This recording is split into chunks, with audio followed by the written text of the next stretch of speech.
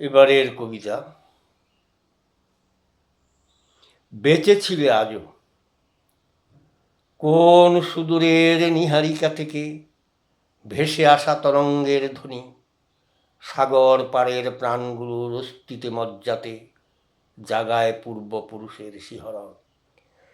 অনন্ত আত্মার কোটি কোটি বিস্ফোরণ, অনলে অনিলে অন্তরিক্ষে নিশুতি রাতের জোনাকির মতো জল জল। তবু দাড়িপাল্লার হিসেবের নিগরে বন্দি লোকগুলোর কলম এসে থমকে দাঁড়ায় এইখানে, যেখানে আর্য ঋষিদের সমুচ্চারিত আরতিতে উৎসারিত হচ্ছিল অনন্ত শক্তির স্তব।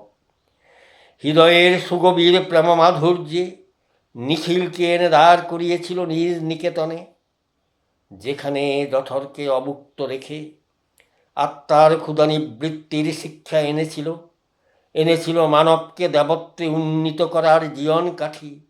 হে কবি, তুমি যেন তারই বিবর্তিত সত্তার বিস্ফুরিত একজুটি।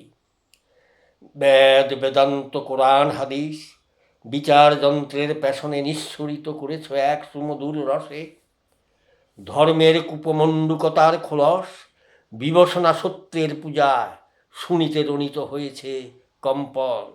দেবকিন্নর দানব মানবের অনিরুদ্ধ শক্তি, রুদ্ধ বিদ্রোহে সাধিকারের চেতন প্রজ্ঞা মানবকে নিয়ে গেছে ঋষির দেশে।